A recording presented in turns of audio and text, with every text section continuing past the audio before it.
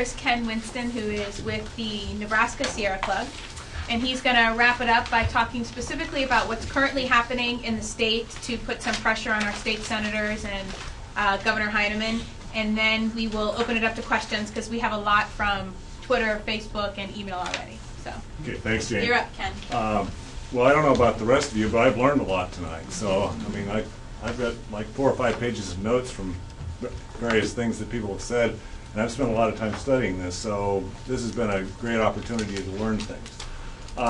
I represent the Nebraska Sierra Club. I'm the lobbyist for the Nebraska Sierra Club, which means I lobby mostly the Nebraska legislature. I do a little bit on the local level, depending upon if there's requests to work on various things. I guess one of the things that I wanted to talk about is, as Paul indicated, sometimes you will hear people say that there's nothing that the state or local people can do about this issue, that it's a federal issue, and that basically the federal government has preempted everything.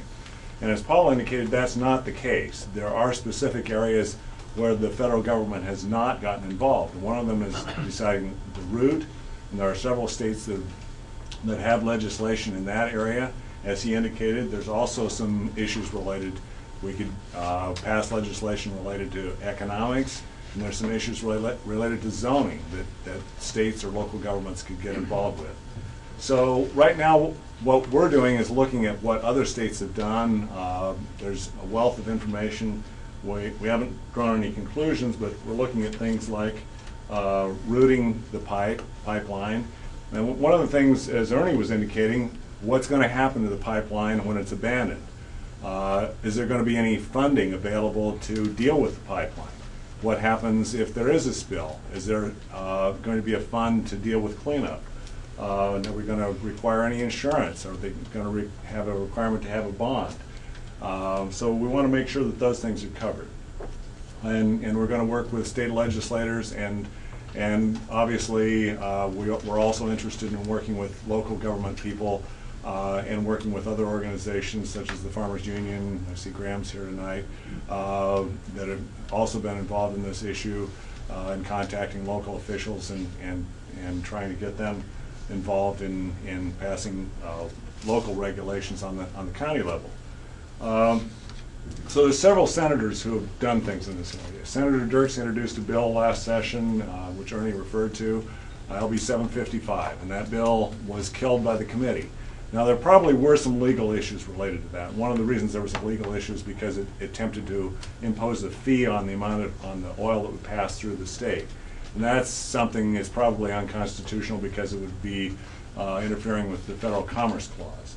But there are a number of things, as I indicated and as Paul indicated, that we can do. And so the kinds of things that I was talking about are the kinds of things that we want to look at, which are things, like I said, routing the pipe, zoning it, finding appropriate funding to deal with economic damage. So who are some of the other senators who we're looking at? Well, I know there's several senators who are interested in the issue.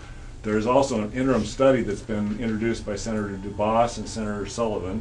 It's LR 435. And they're supposedly, well, I've talked to Senator DuBois. They're collecting information, and they're intending to provide a report and probably have some hearings this fall. So this is something where you should find out about that hearing. Oh, by the way, if you want to find out about things related to the legislature, you can also go to our website, the Sierra Club website, and that's sierranebraska.org. And I have a regular blog on there, which reminds me I need to update my blog. But in any event, we'll keep you posted about things like hearings that are coming up, in addition to the ones that Duane mentioned. So Senator DuBois and Senator Sullivan are both senators whose districts are crossed by the pipeline. Also Senator Fisher, Senator Karpyshek, and Senator Carlson, and I believe Senator Adams are the senators whose districts the pipeline crosses. But actually every senator should be interested in this issue. And so I would encourage you to call your local representative, your local state senator, and tell them that you want the legislature to get involved with this. Senator Ken Haar is another senator who's indicated an interest. One of the things that he wants to do, he believes there's many unanswered questions about the pipeline. He's in the process of asking some questions about that, trying to get more information about the pipeline. And I guess one of the things that I like to point out is the fact that there are many unanswered questions, and that was one of the things the EPA pointed out, when they today said that the draft EIS was inadequate. So what kind of information do we need? Well, is there an emergency response plan? Do we know how they would respond if there was an emergency? And as Paul said, has anybody seen their emergency response plan? He indicated he hadn't seen it, and he's been working on this issue a lot longer than anybody else in the room, I bet. How long would it take them to respond if there was a leak? Do they have a leak detection system in place? Do they have insurance? Do they have financial reserves to recover the costs of remediating a damage? What's their track record? What would happen when the pipeline's abandoned?